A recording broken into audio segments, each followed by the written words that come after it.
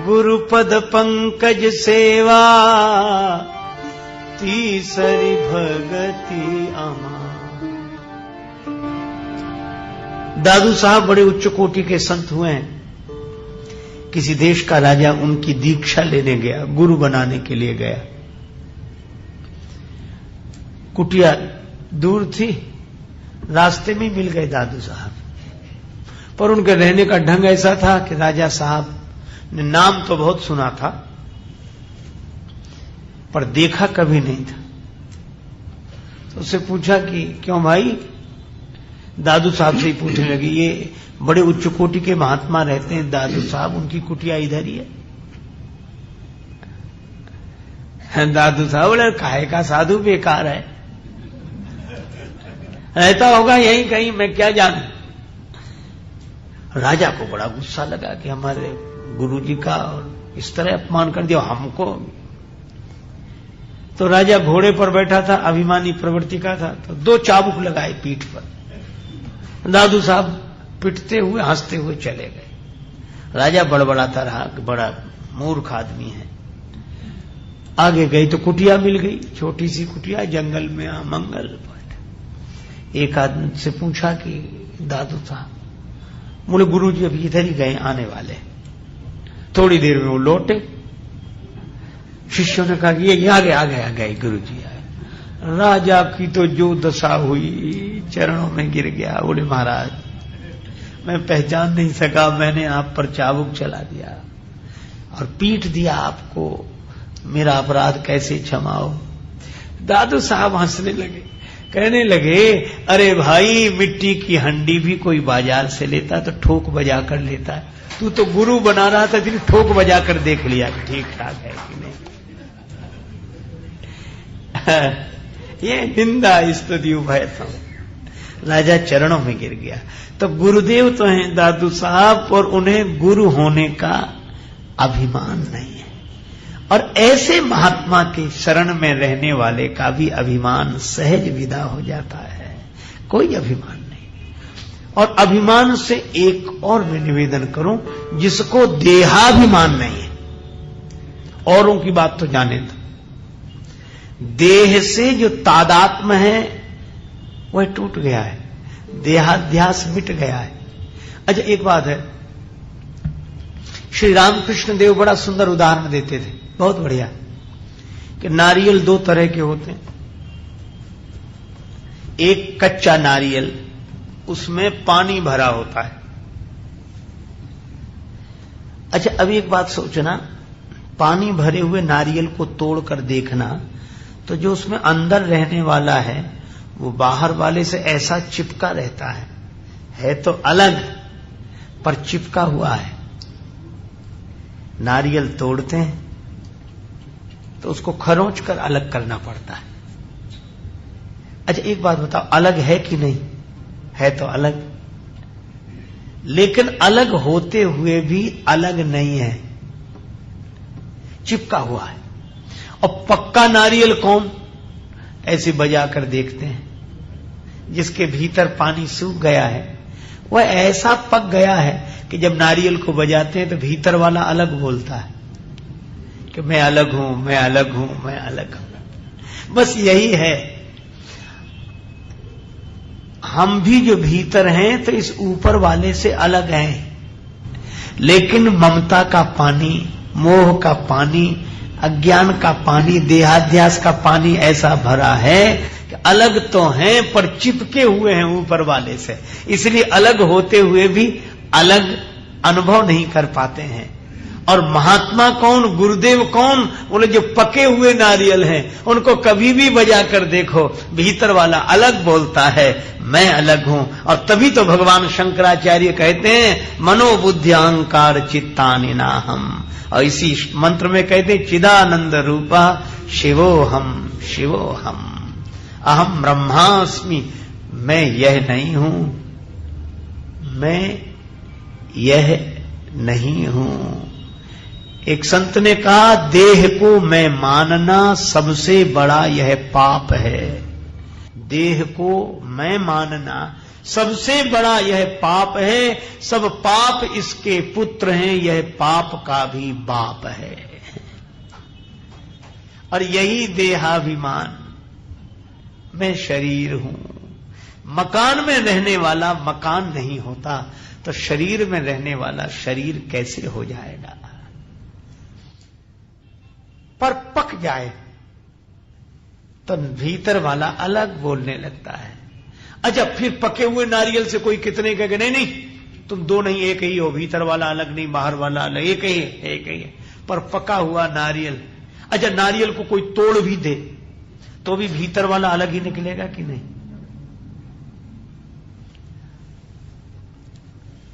और अलमस्त फकीर मंसूर को यह अनुभूति हुई थी, वह अनल हक बोलता था। फांसी भी दे दी गई तो भी अनल हक। इस नारियल को तोड़कर भी देखो तो भीतर वाला अलग है। यह देहाभिमान जिनका टूट गया, जो देहाभिमान से मुक्त हो गए, ऐसे महापुरुष गुरुदेव हैं। उनकी शरण में रहने वाले का भी देहाभिमान मिट जाता है। पर पहले अभिमान छोड़कर सेवा करनी होती है तो देहाभिमान सहज मिट जाता है। इसलिए गुरुपद पंकज सेवा तीसरी भगति अमान। अच्छा, फिर एक बात और, अभिमान मिटाने का और कोई उपाय नहीं। अगर गुरुदेव की शरण में न जाएं तो अभिमान मिटाने का कोई उपाय नहीं। एक सज्जन मुझे मिले तो कहने लगे मैंने तो अब तक किसी को गुरु नहीं बनाया और आगे विचार भी नहीं है। हमने कहा क्यों? बोले हमें कोई योग्य आदमी नहीं मिलता जिसे गुरु बनाए। अभी तो हम योग्य को ढूंढ रहे हैं कि कोई योग्य मिले तब उसको गुरु बनाए। तो हमने कहा फिर तो तुम ही गुरु हुए। जब तुम खोज रहे हो कि योग्य आदमी मिले, इसका आशय क्या है? अन्यथा अर्थ न लें। अगर हम लोग सावधानी पूर्वक विचार करें तो ये अभिमान बड़ा मजबूत है जो तर्क दे रहा है। अभिमान इतना मजबूत है कि पूरी दुनिया में तुम्हें एक भी आदमी ऐसा नहीं मिला जो तुमसे ज्यादा योग्य हो। कोई एक तो मिला होता। और इसीलिए कितनी बढ़िया व्यवस्था हम लोगों के यहां दी गई कि गुरु जरूर बनाओ। कहा क्यों? बोले अभिमान टूटना कहीं से तो शुरू हो। एक आदमी को तो मानो कि हमसे ज्यादा योग्य है। अच्छा, फिर मैं आपसे कहता हूं, श्रद्धा का अपना चमत्कार होता है। एकलव्य ने तो निष्ठापूर्वक गुरुदेव द्रोणाचार्य की मूर्ति का पूजन किया था और बाण विद्या मिल गई थी। श्रद्धावान लभते ज्ञानम। श्रद्धा रखें, श्रद्धा के बिना ज्ञान की प्राप्ति नहीं होती। इसलिए जहां श्रद्धा हो जाए वहां समर्पित हो जाना चाहिए। यही कल्याण का एकमात्र उपाय है। और यही कारण है, रामचरितमानस में बड़ा सुंदर संकेत है। धनुष रखा था और टूट नहीं रहा है धनुष। और महाराज जनक ने प्रतिज्ञा की, सोई पुरारे को दंड कठोरा, राज समाज आज जोई तोरा।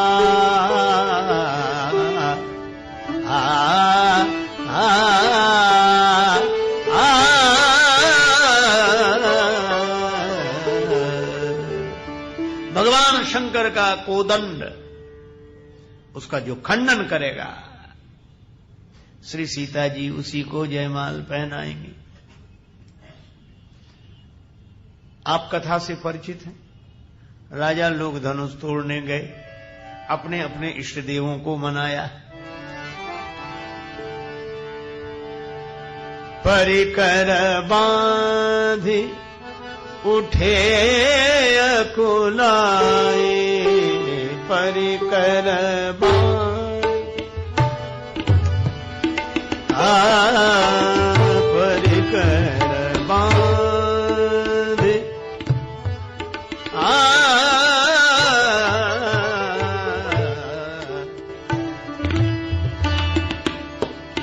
परिकर बांधे उठे अकुलाई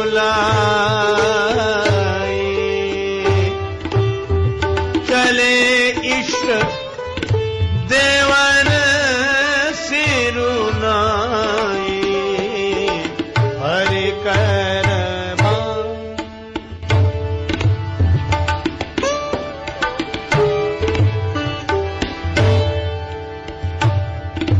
परिकर बांध परिकर बांध परिकर बांध।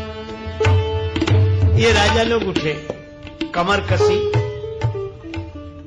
अकुलाकर उठे, चले। चलो ये सब ठीक है, पर चलते समय चले इष्ट देवन सिरुनाई, इष्ट देवताओं को प्रणाम किया तब चले।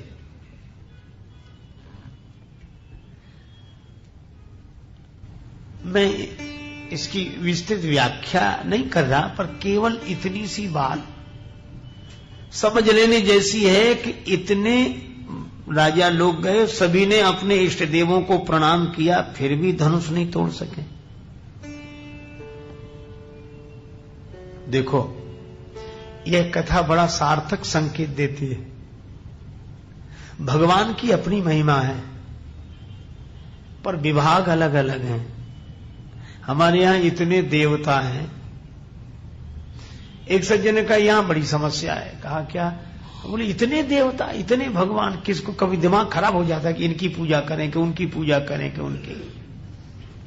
बोले ये कोई धर्म है? ये कोई, ये तो बिल्कुल बेकार बात है। आदमी को कहीं का नहीं रखा इस व्यवस्था ने। शिव जी और विष्णु जी और गणेश जी और दुर्गा जी और हनुमान जी और काली माता, इतने इतने, अरे एक भगवान हो, इतने भगवान। तो हमने उनसे निवेदन किया कि आपने समझा नहीं, जहां बहुत बड़ी व्यवस्था होती है वहां विभाग बांट दिए जाते हैं कि ये काम हो तो उनके पास जाना, ये काम हो तो उनके पास जाना। और हमारे यहां भी विभाग बटे हैं। धन चाहिए, लक्ष्मी माता बोली हमारे पास आओ। हमें तो ज्ञान चाहिए, सरस्वती जी बोली उधर नहीं, इधर आओ। जब कैसे बढ़िया विभाग बटे हो। हम जो कार्य करने जा रहे हैं, कोई विघ्न ना आवे, गणेश जी बोले हमारे पास आओ, कोई विघ्न नहीं आएगा। एक ने कहा हम तो बल चाहिए, बजरंगबली बोले हम किस लिए, आप बल का विभाग इधर।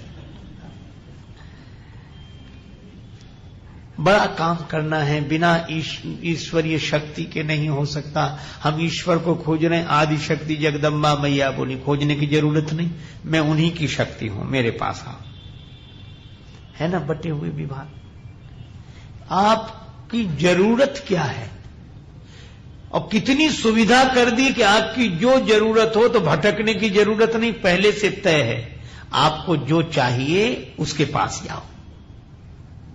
और ऐसी व्यवस्था तो कहीं नहीं है जो यहां है। इसीलिए यह धर्म है। और सब जगह बता दिया कि भाई जहां जो जरूरत हो वहां जाओ। और वे वैसी ही व्यवस्था करते हैं, ऐसी हमारी मान्यता है और तद अनुरूप अनुष्ठान है। उसी तरह हम लोग अनुष्ठान करते हैं और लाभ प्राप्त करते हैं। लेकिन यहां जो ये वर्णन है कि राजाओं ने अपने अपने इष्ट देवों को मनाया और धनुष नहीं टूटा, क्यों? सभी देवताओं ने कहा कि तुमने हमें मनाया सो अच्छा, हम तुम्हारे इष्ट देव हैं, तुम हमारे भगत हो, लेकिन जो काम तुम हमारी प्रार्थना करके करना चाहते हो वो हमारे विभाग की बात नहीं, वो हमारे डिपार्टमेंट की बात ही नहीं। तो ये धनुष तोड़ना है। बोले पहले ये तो समझ लो ये धनुष है क्या। कबीरदास जी ने बताया कि ये धनुष क्या है। कबीरा मोह पिनाक यह बिनु गुरु टूटत नाहि। मोह माने अज्ञान, और ये धनुष देहाभिमान का ही रूप है। अच्छा, एक क्यों है, एक थोड़ा बारीक बात है। रस्सी बंधी है दोनों कोने पर, और रस्सी को संस्कृत में बोलते हैं गुण, और जहां गुण है वहीं अभिमान है। इसलिए भगवान ने धनुष तोड़ा, रस्सी छोड़ दी, मतलब गुण तो बने रहे, गुणों का अभिमान न रहे। चलो ये तो व्यवहारिक गुणों की बात हुई।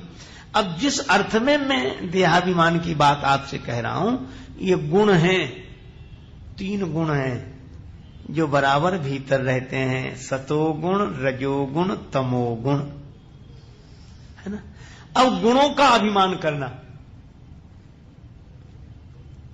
है ना। सतोगुण के कारण लगता है कि बहुत शांति है, तो लगता है अब मैं शांत हूं। अरे आप शांत नहीं हो। अगर शांत हो तो रजोगुण आने पर अशांत अपने को अनुभव करोगे, तमोगुण आने पर क्लांत अपने को अनुभव करोगे। ये गुणों का अभिमान छोड़ दो। कभी शांति लगे तो सोचो यह सतोगुण के कारण मन में दिखाई पड़ रहा, मुझ में यह नहीं है। कभी अशांति लगे तो रजोगुण के कारण यह मन में दिखाई पड़ रही है, मुझ में नहीं है। आकाश तो आकाश है। कभी बादल साफ हो जाए तो सूरज चमकता हुआ दिखाई पड़ता है, कभी बादल ढक जाते हैं तो सूरज नहीं दिखाई देता, पर आकाश तो ज्यों का त्यों है। वहां तक कौन पहुंचता है? तो आपके स्वरूप तक गुण नहीं पहुंचते। आपने ही इन गुणों से, गुणों के कार्य को अपना कार्य समझकर, अपना रूप मानकर इन गुणों से बंध गए हैं। यही गुणाभिमान है और यही शंकर जी का धनुष है। अहंकार शिव बुद्धि अज मनसि चित्त महान, उस समष्टि के अहम के स्वरूप हैं शिव, और अहंकार के कारण ही हम गुणों के अभिमानी हो गए। और ये धनुष जब तक नहीं टूटेगा, ये गुणाभिमान नहीं टूटेगा। देखो, स्थूल शरीर से अध्यास तो आसानी से मिट जाता है, पर ये जो सूक्ष्म शरीर से अध्यास है, देखो स्थूल ऐसा जैसे कुर्ता पहन लिया, अच्छा कुर्ते के नीचे बनियान पहने हुए, ऐसे ही समझ लो कुर्ता स्थूल शरीर है, पर जो बनियान भीतर पहने वो सूक्ष्म शरीर है। वो थोड़ा चिपकी हुई है शरीर से, अंदर का जो वस्त्र और शरीर से चिपका हुआ। तो बाहर वाले को समझ लेते हैं कि ये मैं नहीं हूं, लेकिन भीतर वाला जो चिपका हुआ उसे कहीं समझ लिया कि ये मैं हूं। यही है, तन से तो हम अपने को अलग समझ लेते हैं, पर मन से अपने को अलग नहीं समझ पाते हैं, और मन में ही इन गुणों का खेल चलता है। इसीलिए बड़ी अच्छी बात वाल्मीकि जी ने कही थी कि राम जी आपका स्वरूप क्या है, का कैसा, का जग पेखन, ये संसार तमाशा है और तुम देखने हारे, तुम देखने वाले हो। खेल कौन कर रहा है? का विधि हरि शंभु नचावन वारे, ब्रह्मा विष्णु महेश। अर्थात ये बाहर कोई खेल नहीं चल रहा, ये मन के भीतर जो खेल चल रहा है जग पेखन। और खेल करने वाले कौन है? बोले ये 3 गुण, सतोगुण, रजोगुण, तमोगुण, इनके द्वारा होने वाला नाटक हमेशा चलता रहता है। और राम तुम कौन हो? का तुम देखने हारे। बस यही जान लो कि मैं इन सबको देखने वाला हूं, मैं यह हूं नहीं। यही गुणाभिमान से मुक्ति है और यही धनुष का टूटना है। और इस धनुष को तोड़ना, आप किसी भी देवता के पास जाओ, उनके विभाग की बात ही नहीं है। कबीरदास जी कहते हैं बिनु गुरु टूटत नाही, धन पाना हो तो लक्ष्मी जी के पास जाना, बुद्धि पानी हो तो सरस्वती जी के पास जाना, बल पाना हो तो बजरंग बली के पास जाना, लेकिन अगर देहाभिमान तोड़ना हो तो गुरुदेव की शरण में जाना, और कोई उपाय नहीं है। यह गुरु, ये इन्हीं के विभाग की बात भगवान ने।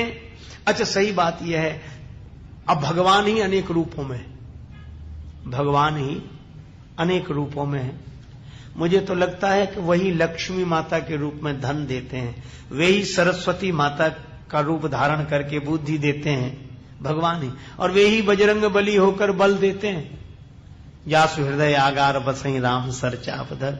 और मुझे लगता है कि जब भगवान ज्ञान देकर जीव का कल्याण करना चाहते हैं तो वे ही गुरुदेव का रूप धारण करके हमारे देहाभिमान का भंजन करते हैं। इसलिए बिन गुरु टूटत ना है। हो ही श्री तुलसीदास जी कहते हैं कि बुद्धि मिल सकती है, बल में विद्या मिल सकती है, लेकिन ज्ञान बिन गुरु हो कि ज्ञान, ज्ञान की हो ये विराग बिन, गावहि वेद पुराण सुख की लही हरि भगति बिन। गुरुदेव के बिना ज्ञान नहीं हो सकता। संत श्री नामदेव जी की कथा है, बड़ी प्रसिद्ध कथा। उन पर पंढरीनाथ जी की प्रत्यक्ष कृपा थी। भगवान उन्हें दर्शन देते थे, और केवल दर्शन ही नहीं, ऐसा सख्य भाव के नित्य मिलते थे। अब बोलो जिन्हें भगवान मिल गए, उन नामदेव जी की बात है। एक बार संतों के साथ महाराष्ट्र में भ्रमण हो रहा था। संत ज्ञानेश्वर जी की बहन मुक्ताबाई भी संग थी, और अनेक संत थे।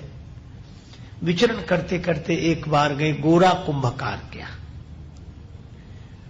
बड़े सदग्रस्त संत हुए हैं, उच्च कोटि के गोरा कुंभकार, भगवान के नाम संकीर्तन में नित्य निमग्न रहने वाले। उन्होंने सब संतों को निमंत्रित किया। अब संत बैठे भोजन के लिए। मुक्ताबाई जी को अद्भुत प्रेरणा हुई। उन्होंने सोचा कि यहां एक कौतुक करके देखें। तो गोरा कुंभकार घड़े बनाते समय लकड़ी की जिस थापी से पीट पीट कर घड़े को आकार देते थे, वो लकड़ी की थापी मुक्ताबाई ने उठा ली और सब संतों की पीठ में मारना शुरू किया। और संत तो शांत बैठे रहे। नामदेव जी को बहुत बुरा लगा। सो जैसे ही वो थापी उठाई तो डर, क्या करती, और भबक गए। मुक्ताबाई हंसने लगी। बोले बस देख लिया देख लिया। क्या? बोले सभी घड़े पक्के हैं, यही कच्चा है, सब पक्के हैं, देख लिया सब घड़े। क्रोध आ गया। नामदेव जी को बड़ा बुरा लगा। मुझे भगवान मिल गए फिर भी मैं कच्चा। भगवान रोज दर्शन देते हैं। बड़े दुखी होते हुए पंढरपुर गए। पंढरीनाथ जी से प्रार्थना की कि जिसे आप मिल गए हों वह भी कच्चा, और मेरा अपमान हुआ, और रोने लगे। भगवान ने हृदय से लगाया। बोले मैं तुम्हारा हूं, तुम मेरे हो, मैं तुम्हें रोज दर्शन देता हूं, और दर्शन क्या देता हूं, तुमको देखे बिना मैं भी नहीं रहता। सो सब बात ठीक है, लेकिन दुखी मत हो। सही बात यह कि अभी तुम हो कच्चे ही। नामदेव जी ने कहा आप भी यही कह रहे हैं? यही। भगवान बोले हाँ। बोले अगर मैं कच्चा हूं तो आपने पक्का बनाया क्यों नहीं मुझे? भगवान ने कहा कि पक्का बनाना मेरा काम नहीं। फिर? बोले मैं वहां भेज सकता हूं जहां पक्के बन जाओगे। कहां? भगवान ने कहा कि मैं भी मिल जाऊं, पर बिना गुरुदेव के जीवन पूर्ण नहीं होता। तुम गुरुदेव की शरण में जाओ। ठीक है, कहां जाऊं? तब नामदेव जी को श्री विशोवा खेचर जी के पास भेजा कि उनसे ज्ञान प्राप्त करो। कथा से आप लोग परिचित हैं। इसका अर्थ है कि भगवान भी किसी को मिल जाए तो ज्ञान के लिए गुरुदेव के पास भेजते हैं कि वहां जाओ, उनसे ज्ञान प्राप्त करो, क्योंकि बिन गुरु हो ये की ज्ञान। इसीलिए इतने देवताओं की प्रार्थना इन राजाओं ने की, पर ये धनुष टूटने की कौन कहे, हिला भी नहीं। और धनुष हिला कब? जनक जी को लगा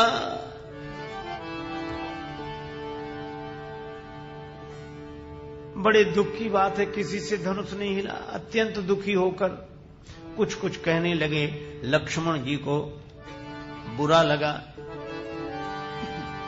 और लक्ष्मण जी नाराज होकर बोले प्रभु आपके चरणों में प्रणाम करके कहता हूं, जनक ने ऐसी अनुचित बात कही, अगर आपकी आज्ञा मिल जाए तो जो राउर अनुशासन पावो, जो राउर पावो, जो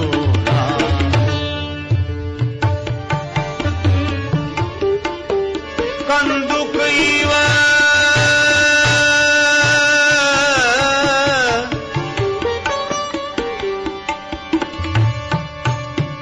ब्रह्मांड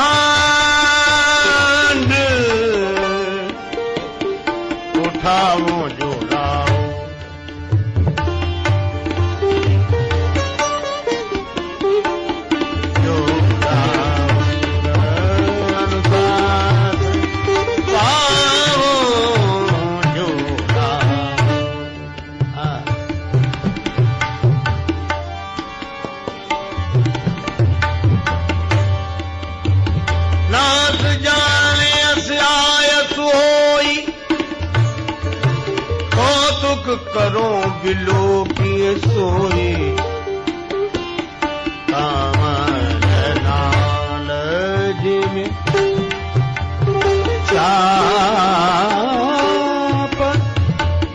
चढ़ाओ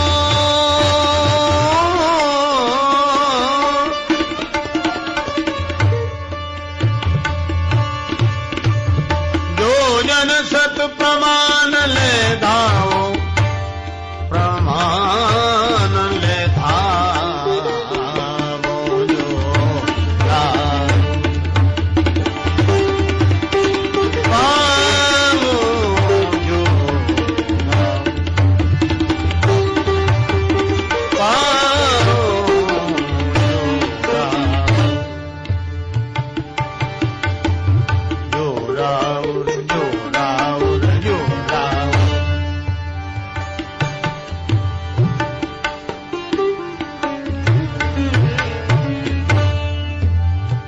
अनुशासन पावो जो राउर जो राउर जो अगर आपकी आज्ञा मिल जाए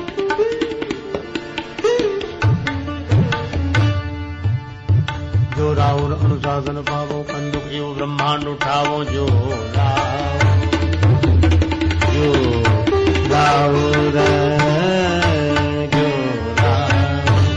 अगर आपकी आज्ञा मिल जाए गेंद के समान ब्रह्मांड उठा लूं कमल नाल की तरह धनुष को चढ़ाकर 100 योजन ले जाऊं तोरों छत्र के दंड जिम तव प्रताप बलनाथ। और लक्ष्मण जी जब गर्म हुए लखन सकोप वचन जब बोले डगमगान मही दिग्गज डोले धरती कांपने लगी। राम जी बोले लक्ष्मण शांत शांत शांत तुम्हारे बोलने से धरती हिल रही है और धरती के हिलने से सब हिल रहे हैं। लक्ष्मण जी उसी तरह बोले प्रभु क्षमा करें दो अभी भी नहीं हिलते हैं ना तो धनुष हिलता है ना आप हिलते हो दो में से एक हिले तक। लक्ष्मण जी बोले प्रभु सूर्योदय अगर देर से उदय हो सूर्योदय देर से हो तो किसे दुख नहीं होगा। भगवान ने कहा लक्ष्मण सूर्योदय बाद में होता पहले अरुणोदय होता है। पूर्व दिशा में लालिमा छा जाती है लगता है अब सूर्योदय होने वाला है। लेकिन भगवान एक बात है आप कहना क्या चाहते हो। राम जी बोले ज्ञान सूर्य के समान है ज्ञान का सूर्योदय बाद में होता है पहले पूर्व दिशा में लालिमा छा जाती है। तो लक्ष्मण अगर मेरा प्रभाव सूर्य की तरह है तो तुम उस सूर्य की लालिमा हो जब तक तुम प्रकट नहीं हो जाते। और बात बड़ी अच्छी है लक्ष्मण जी वैराग्य के स्वरूप हैं बिन गुरु होय कि ज्ञान पर ज्ञान की होय विराग बिन। अब गोस्वामी जी कहते हैं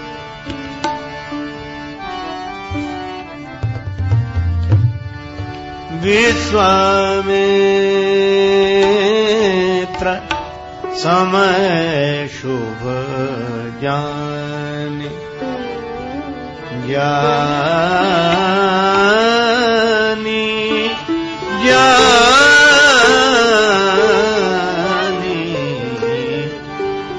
विश्वामित्र समय शुभ जानी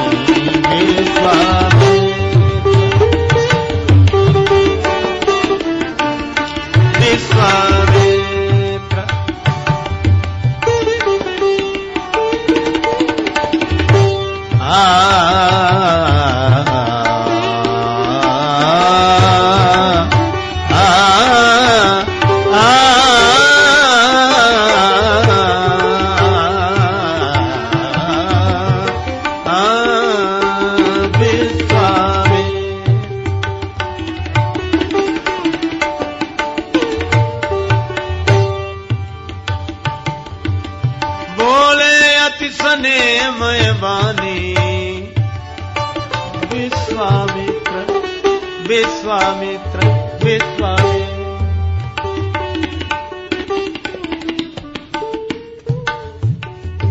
विश्वामित्र जी ने शुभ समय जाना और कहा कि राम उठो शिव धनुष का खंडन कर दो। उठो राम भंजहु भव चापा। अच्छा शुभ समय क्यों? अच्छा कोई नाराज हो रहा हो तो शुभ समय। लक्ष्मण जी गर्म हो गए तो ये शुभ समय। हां, गुरुजी कब तक नहीं बोले राम जी से धनुष तोड़ने के लिए, जब तक लक्ष्मण जी गर्म नहीं हो गए। और इसका अर्थ क्या है कि लक्ष्मण जी वैराग्य के स्वरूप हैं। जब तक वैराग्य ठंडा हो तब तक गुरुजी नहीं बोलते। वैराग्य तो गर्म हो, वैराग्य में गर्मी होनी चाहिए। गर्म का अर्थ है जागृत वैराग्य। और रामचरितमानस की यह कथा बड़ा सुंदर संकेत करती है। वैराग्यवान ही ज्ञानवान होता है, ज्ञान की होए विराग बिन। और गुरुदेव का दिया हुआ ज्ञान तब सार्थक होता है जब हम वैराग्यवान हो। और गुरुदेव भी देखते हैं कि वैराग्य की अग्नि प्रज्वलित हो जाए तब ज्ञान की बात करें। राख में थोड़ा ही हवन किया जाता है, हवन तो अग्नि में ही किया जाता है। वैराग्य तब धर्म हो। और इसीलिए श्रीमद् भागवत के महात्मा प्रकरण में हम लोग सुनते हैं कि भक्ति माता इसलिए रो रही थी क्योंकि उनके दोनों बेटे ज्ञान वैराग्य मूर्छित थे। ज्ञान वैराग्य के बिना भक्ति भी रोने लगती है, भक्ति रोने रोना रह जाता है। ज्ञानवान वैराग्य, और ज्ञान वैराग्य की मूर्छा दूर हुई कैसे? का देवर्षि नारद जी ने श्रीमद् भागवत कथा का आयोजन, अब कहां, बड़ा सुंदर संकेत है। क्या बोले? हरिद्वार में, घर द्वार में नहीं, हरिद्वार में। घर द्वार का संबंध आसक्ति से है और हरिद्वार का संबंध भक्ति से है। और वो भी आनंद वन, गंगा जी के किनारे, वहां श्रीमद् भागवत की कथा हुई। सब संत महात्मा इकट्ठे हुए और कथा के कारण कहते हैं ज्ञान वैराग्य की मूर्छा दूर हुई। इसका आशय यह है कि जब तक वैराग्य की मूर्छा दूर नहीं होगी तब तक ज्ञान भी जीवन में कैसे, ये दोनों की मूर्छा एक साथ दूर होती है। वैराग्य और ज्ञान एक साथ ही रहते हैं। और इसीलिए तो श्री राम और लक्ष्मण कभी अलग नहीं होते। लक्ष्मण जी वैराग्य के रूप और राम जी ज्ञान के रूप। तो जब वैराग्य में ऊर्जा देखी, ओजस्विता देखी, तब गुरुदेव ने कहा उठो राम भंजहु भव चापा। अब एक देखो, गुरु महिमा की बात सुना रहा हूं मैं आपको कि जैसे ही गुरु जी ने यह आदेश दिया, अब गुरुदेव के आदेश की भी जरा व्याख्या करें, कैसे ढंग से बात कही गई। गुरु जी ने ये नहीं कहा कि राम उठो, तुम भी चेष्टा करो, कोशिश करो, शायद तुम्हारी द्वारा टूटना हो, कोशिश करो, जाओ ना। गुरुदेव बोले क्या? उठो राम राम राम भंजहु भव चापा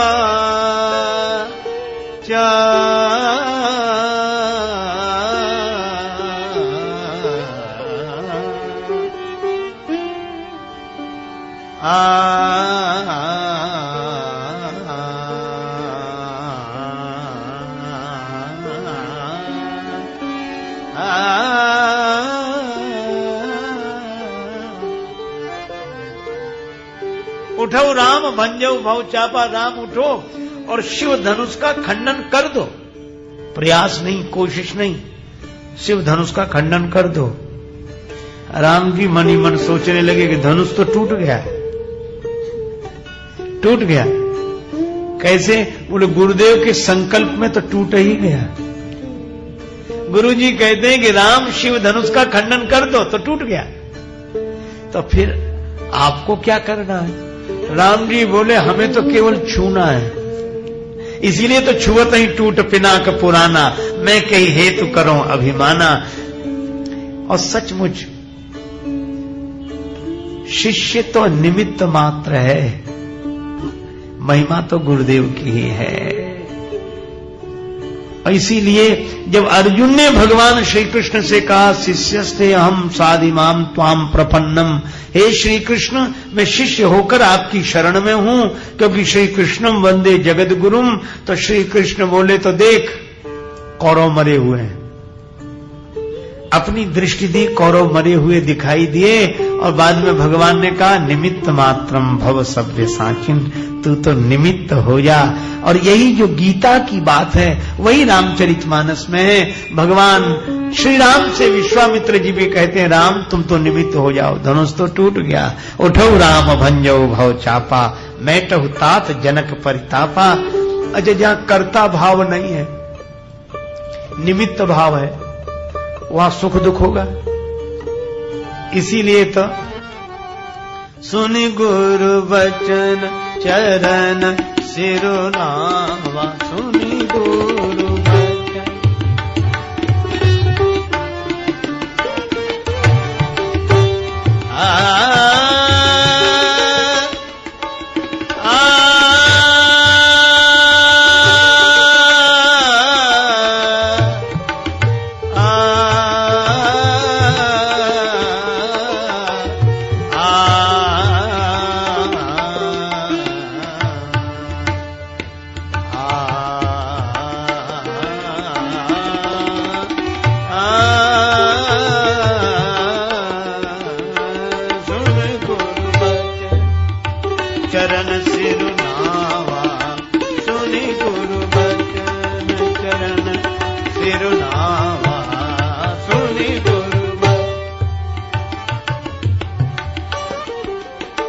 हरस विषाद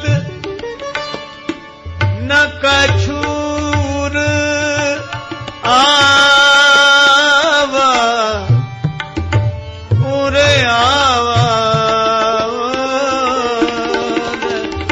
उरे आवा, सुनि गुरु सिरुनावा, सुनि गुरु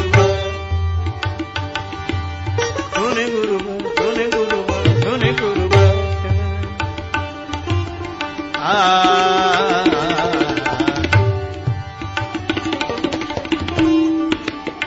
हरस विषाद विषाद न कछूर आवा,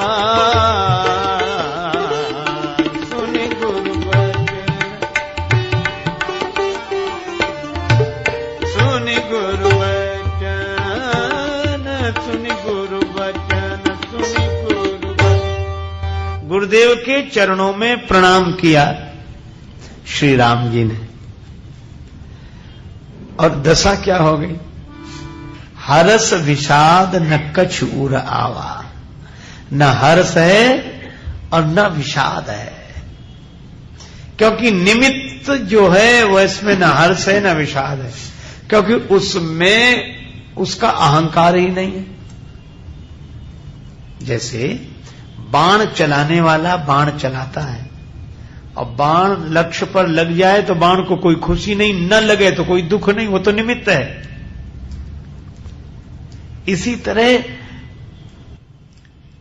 अपने मन में अभिमान का भाव न हो, निमित्त हो जाए, यही है गुरुपद पंकज सेवा, तीसरी भगति अमान।